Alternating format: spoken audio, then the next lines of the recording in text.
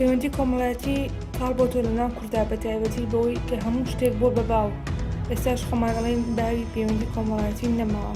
هۆکاری لاوازبوونی پەیوەندی کۆمەڵایەتی بۆ چەند هۆکارێک دەگەڕێتەوە لەوانە بەکارهێنانی تۆڕە کۆمەڵایەتیەکان کە ئەمەوای کردووە کە پەیوەندی هەمووشۆی نێوان کۆمەڵگا کەم بێتەوە.